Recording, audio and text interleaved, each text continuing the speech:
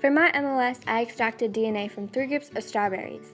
Each group of strawberries were at a stage of ripeness: underripe, ripe, and overripe.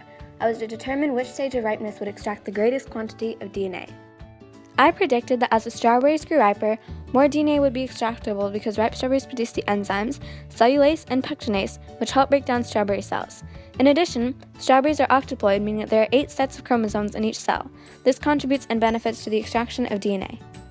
The materials I utilized in this project were dish soap, iodized salt, water, isopropyl alcohol, plastic bags, plastic cups, coffee filters, various measuring cups and spoons, a 240 milliliter cup, a 5 milliliter spoon, and a 1 to 20 milliliter measuring cup, popsicle sticks, and lastly, a journal and various writing utensils.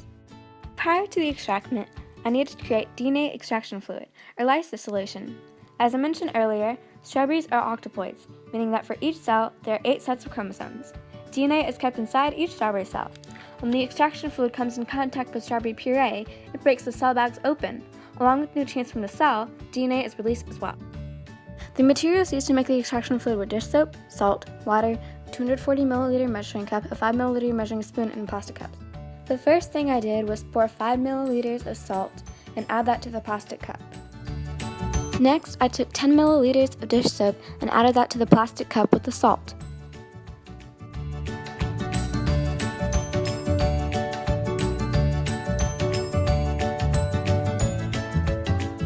Lastly, I added 120 milliliters of water to the dish detergent and the salt.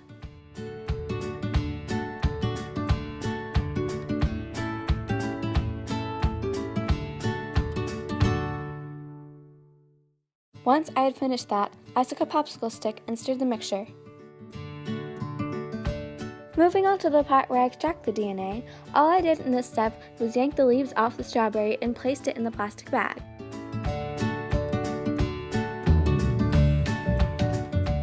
Then I mashed the poor little strawberry into puree.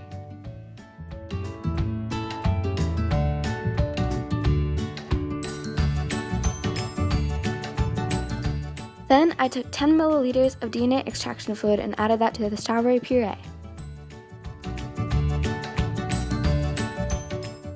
Then I mixed the 2 fluids together. For the next step, I used a coffee filter, plastic cups, and my bag. I took the coffee filter, placed it over the cup, and positioned it. Then I poured the mixture of strawberry and DNA extraction fluid into the coffee filter. Next, I gently squeezed the coffee filter to filter out the liquids and the chunks of strawberry.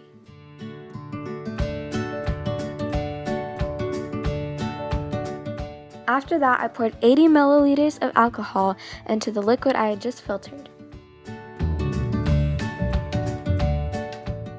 This is a time lapse showing how the alcohol reacted with the mixture of DNA extraction fluid and strawberry puree.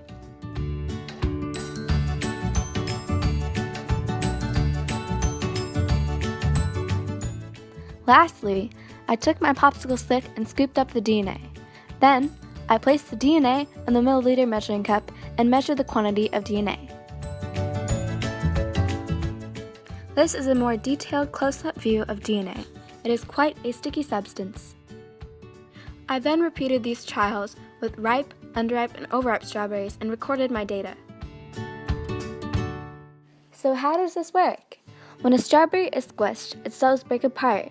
The tail of the detergent grabs onto the cell membranes and pulls it away from the water. Remember the salt added into the extraction fluid? The salt's role is to clump the DNA together. Basically, the DNA is already extracted, however, it's not available to see through the naked eye. So, the rubbing alcohol is less dense than strawberry mixture. This pulls the DNA to the top of the plastic cup, forming a cloudy layer.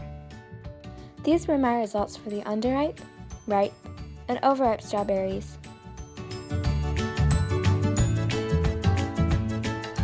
My hypothesis was that the ripe strawberries would exert the most DNA, and my data supports this. The underripe strawberries were not fully developed, so when they were squished, they gave a little bit of juice. This results in smaller strands of DNA. The overripe strawberries were starting to spoil, and although they gave a large amount of juice, the DNA strands were damaged through decomposition. The ripe strawberries gave the perfect amount of DNA, and the strands were undamaged. Ripe strawberries also exert enzymes that break apart cells.